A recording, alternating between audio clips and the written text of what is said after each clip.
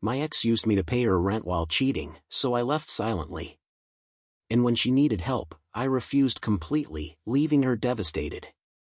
I'm a 27-year-old guy who has always taken pride in being the dependable one, the person people rely on, the person who shows up, even when it costs him sleep, money, or peace. I don't know if it's how I was raised or something I learned the hard way, but I've always believed that love is proved through consistency. So when I met Emily during a brutally stressful chapter of my life, I thought I'd finally found someone who understood that same value. She looked at me with this softness that made me think, maybe she sees me. Maybe this time I won't be taken advantage of. We met at a mutual friend's gathering, and she told me about how she had just moved into a tiny apartment after leaving a toxic living situation. She spoke about struggling to make rent that first month, and something inside me automatically shifted into protector mode. Before I even thought it through, I heard myself telling her, I can help a little, at least until things settle down. She smiled like I had just saved her from drowning, and in that moment, it felt meaningful, like I was doing something good. My friends didn't see it that way. They pulled me aside and said things like, "Bro, this is too much responsibility too early, and you barely know her." But I brushed them off, telling them she was going through a rough time and I could handle it. I wanted to handle it. Maybe part of me needed to believe that being good would finally lead to something good. But slowly, the energy shifted. Instead of saying thank you, she started saying things like, "Hey, rent is due," as if it were my obligation, not a temporary favor. She stopped asking, she started expecting. And every time I felt a sting in my chest, I told myself I was overreacting. Still, something in her tone, her timing, her silence, it all hinted at a truth I wasn't ready to face. Something was already wrong. I didn't realize how quickly helping a little could turn into carrying someone else's life on my back. What started as covering a portion of Emily's rent just for 1 month somehow became me paying almost all of it by the third. At first it was small things. "Can you spot me this utility bill?" Or "My manager cut my hours again. Can you help just this once?" Each request came wrapped in guilt, softness, and timing that made it almost impossible to say no. And every time I hesitated, she'd sigh and mumble, "I'll figure something out," like my refusal would ruin her entire stability. I remember one night sitting on her couch, scrolling through my banking app, quietly calculating what I could cut from my own life. I asked her gently, "Em, are you sure things at work are really this bad?" She didn't look away from her phone when she said, "Why would I lie about something like that?" Her voice wasn't offended, it was irritated, like the question itself had inconvenienced her. She added, "You know I'm trying," even though I hadn't seen her apply for a single job or shift in months. I tried bringing up boundaries once, saying, "I don't mind helping, but we need to plan better. I can't keep covering everything last minute." She stared at me like I'd insulted her. "So now you're keeping score," she snapped. I thought relationships were about support. The irony is that she didn't offer support, she only demanded it. Meanwhile, her affection started shrinking. Fewer hugs. Fewer check-ins. Fewer moments where she looked at me with anything resembling love. The more I gave, the less she seemed to care. And yet, I kept telling myself she was just stressed. That things would balance out. That this phase would pass. But deep down, a quiet fear was forming, one I tried hard to bury. Something told me this wasn't a phase at all. It was around this time that Emily's behavior shifted from distant to outright suspicious. She started going out more, always girls' nights, always work events, always last minute. Nights that used to be ours suddenly turned into evenings where she'd say, "Don't wait up, it might run late," as she grabbed her purse without looking at me. I'd sit there staring at the door after it closed, replaying the way she said it, too quick, too casual, too practiced. There was no warmth, no check-in, not even the slightest sense that she cared whether I minded. Her phone, once carelessly left on counters and couches, became glued to her hand. She would take it with her even when she showered, claiming she needed it for music. Notifications came in more frequently, and every time her screen lit up, she flipped it face down with this subtle panic she tried to hide. Whenever I walked into the room unexpectedly, she'd angle her body away as if shielding something. I tried to bring it up one night. You've been really distant lately, I said. Is everything okay between us? She didn't look up from applying her mascara. I'm fine, she said flatly. You're overthinking again. Then she added, I don't have energy for insecurity right now, and walked out of the room, leaving me feeling small for even asking. But the inconsistencies started piling up. She'd come home smelling like perfumes she didn't own, wearing makeup she never applied just to see friends. She'd say she was with coworkers, but I knew all their names, and the ones she claimed to be with didn't match her schedule. It was like she'd built an entirely new world I wasn't allowed to enter. The more she drifted, the more I felt like a placeholder, a financial safety net, not a partner. Still, I kept telling myself I was imagining it, clinging to any scrap of the girl I thought she was. But deep down, the truth was clawing its way to the surface. Something was happening behind my back, something I wasn't supposed to discover. The first undeniable crack appeared on a Saturday night when my friend Mark pulled me aside with a look I'd never seen on him, some mix of hesitation, anger, and pity. He told me he had seen Emily the night before at a bar across town, laughing a little too closely with some guy. His words were careful, almost apologetic. Man, she wasn't acting like someone in a relationship. Hearing it felt like being punched in the ribs. I wanted to deny it immediately, but a part of me had been waiting, almost expecting, this confirmation. When Emily came by later that evening, I tried to approach it gently. Hey, can we talk about something? I asked, keeping my voice steady. She sighed dramatically, setting her bag down like my words were already an inconvenience. What now? She muttered. I swallowed hard and said, Mark mentioned he saw you at a bar last night, with some guy. For a split second, less than a heartbeat, her face tightened. Then she flipped it into instant outrage. So you're spying on me now? That's disgusting, she snapped, stepping back like I'd just insulted her entire existence. You're becoming controlling. Maybe that's why I don't tell you things anymore. I just stood there, stunned. I wasn't angry, I was confused, hurt, and terrified of what her reaction implied. I said softly, I'm not accusing you. I just wanted to understand. She scoffed, grabbed her phone, and said, I don't have to justify where I go or who I'm with. Stop suffocating me. And just like that, I ended up apologizing. For what? I couldn't even tell you. Somehow her night out became my wrongdoing. Later, she texted me saying she needed extra money for surprise bills. No explanation. No gratitude. Just expectation. For the first time, something inside me whispered that this wasn't confusion, it was manipulation. But I wasn't ready for the truth that would soon hit me harder than anything so far. The twist came on a Tuesday afternoon when I decided to surprise Emily with groceries, thinking maybe easing her stress would somehow ease mine. I used the spare keys she'd given me months back when she still pretended to value my presence, and stepped inside quietly. The first thing I noticed was a man's jacket draped casually over the back of her couch. Not a cousin's jacket. Not a friend's. A man's jacket that didn't belong to me, didn't fit her style, and had no innocent explanation my mind could cling to. My stomach tightened painfully, but I told myself I needed to hear it from her before assuming anything. When she walked in and saw me there, she froze. Why are you here? She asked, voice sharp, eyes darting straight to the jacket. I lifted it slightly and said, Whose is this? She blinked, just once, before saying, My cousin's. Except Emily didn't have a cousin in this city, something she had mentioned countless times while complaining about being alone here. My heart dropped, a cold sinking feeling I couldn't shake. Later that night, still unsettled, I scrolled through her social media.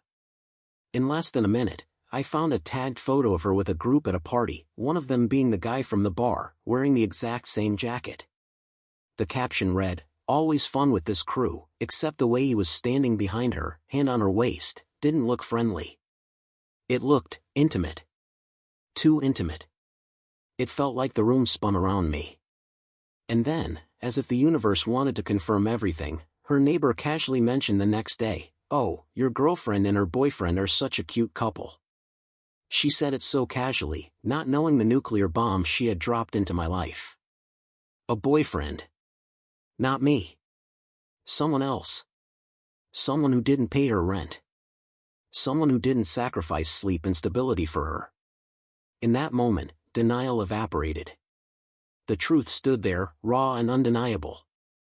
I wasn't her partner. I was her safety net. And she never planned for me to find out. Rock bottom didn't come softly. It came like a punch to the chest on a night I never should have been at her apartment. Emily had left her phone on the counter while she showered, something she never did anymore. The screen lit up with a message preview so blatant, so intimate, I felt the blood drain from my body. It read, "Last night was unreal. Can't believe we pulled it off again. Miss you already." My name wasn't anywhere in that conversation. My presence wasn't anywhere in her world. My existence was nothing but a shadow she used when convenient. I shouldn't have opened her phone, but I did. And the full thread shattered whatever innocence I had left. His messages were affectionate, familiar, routine. "You looked amazing in that dress. Wish you didn't have to go back yet. Did he send the rent money? Want to book the cabin this weekend?" That one made me sit down. A cabin.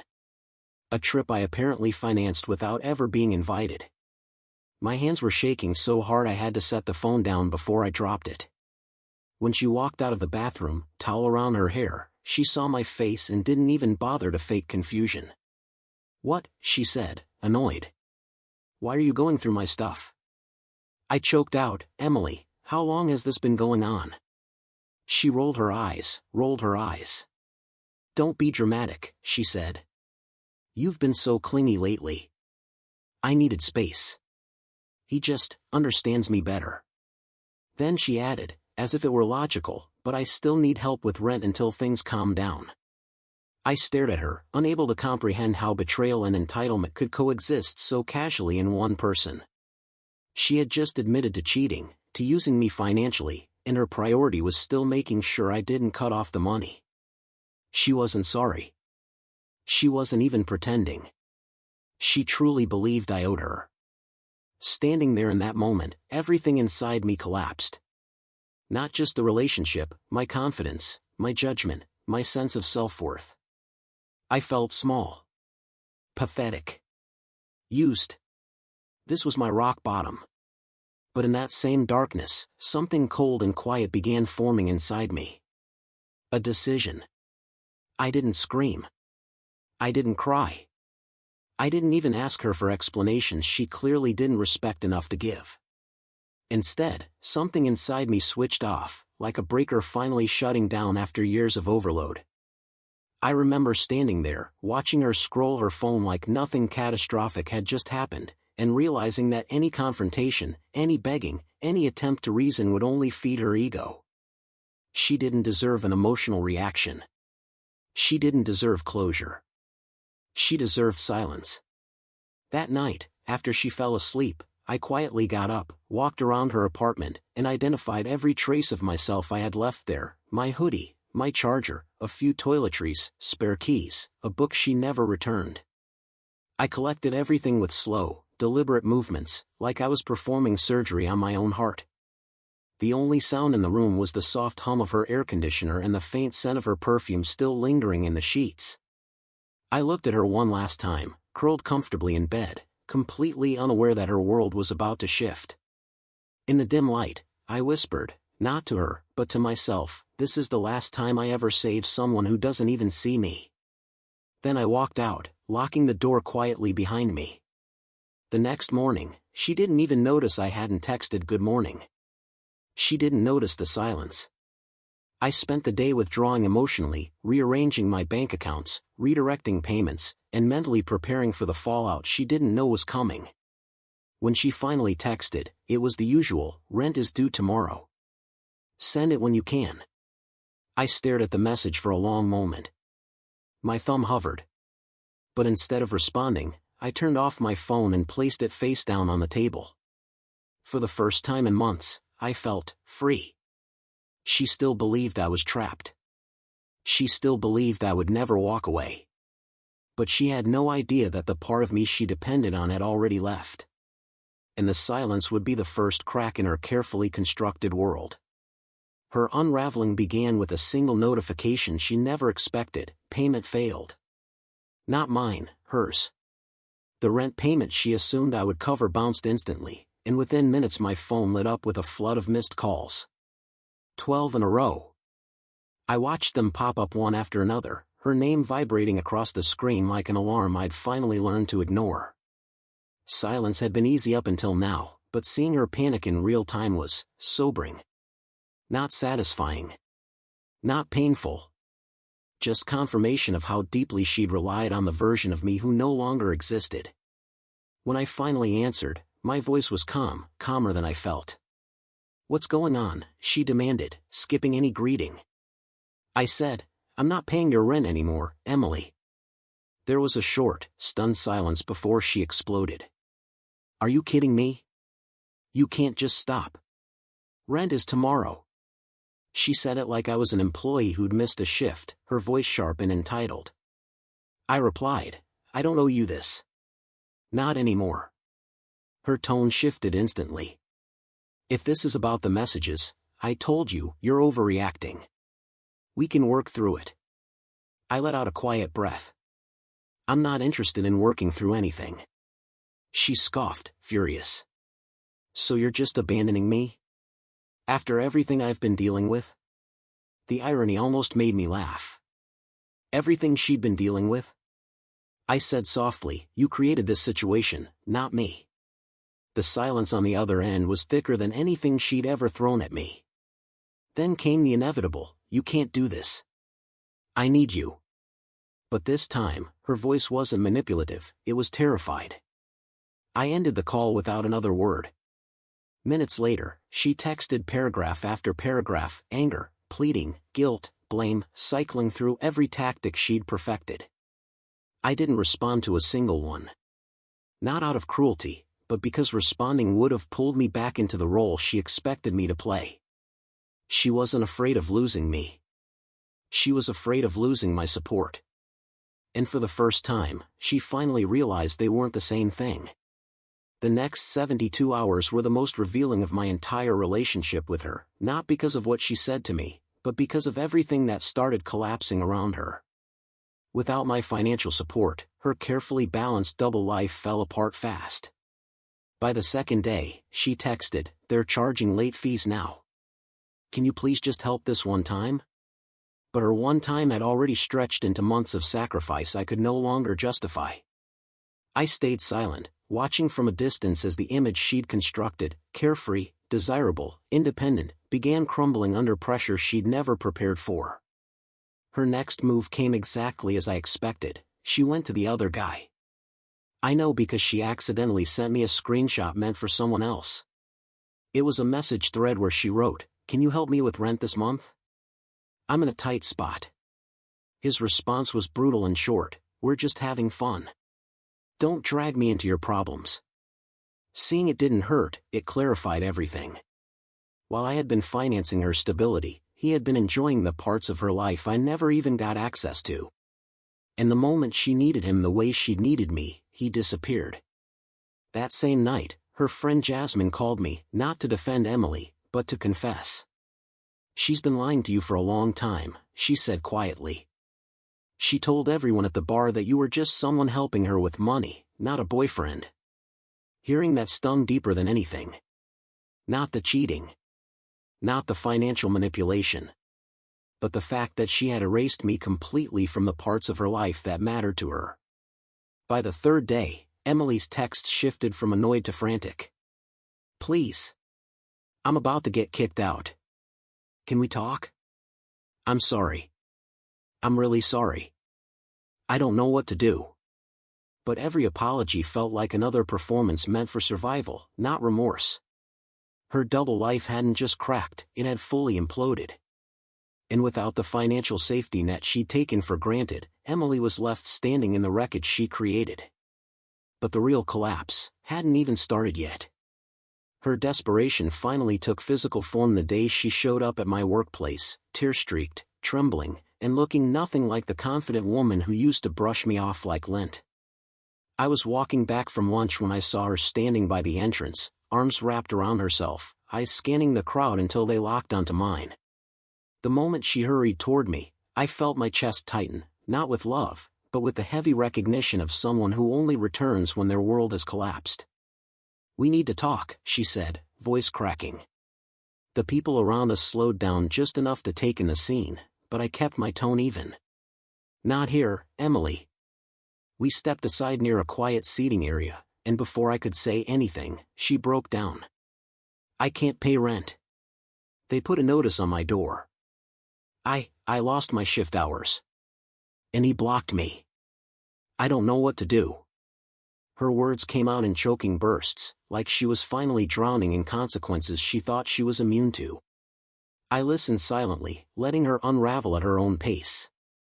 "I know I messed up," she said, wiping her face with the sleeve of her sweater. "But you can't just leave me like this." I answered gently, "Emily, you didn't just mess up. You lied. You used me. You cheated. And you still expected me to pay for your life." She grabbed my arm, desperation turning sharp. I said, "I'm sorry. Doesn't that mean anything? We can fix this. Just help me get through this month. Please." Her voice echoed, "This month." The same line I'd heard a dozen times. I pulled my arm away. "No. I'm done." The words hit her like a slap. She stared at me as if she didn't recognize the man standing in front of her, the man who no longer bent, no longer obeyed, no longer funded her comfort. Her face twisted as she whispered, "You're really going to let me lose everything?" I took a slow breath. "Emily, you already lost what mattered. I'm just not fixing the rest." Her expression crumbled into something raw, broken, humiliated. And for the first time, she realized I wasn't coming back.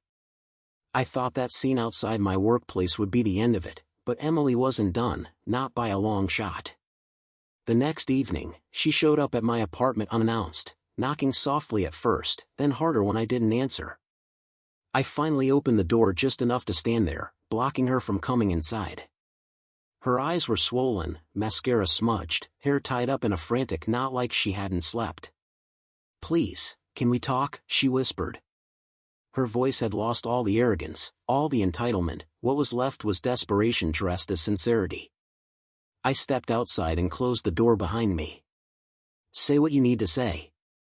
She took a shaky breath. "I'm sorry. I'm really, really sorry for everything. I was stupid, and selfish, and I didn't see what I had. I know I messed up, but can't we start over? Please?"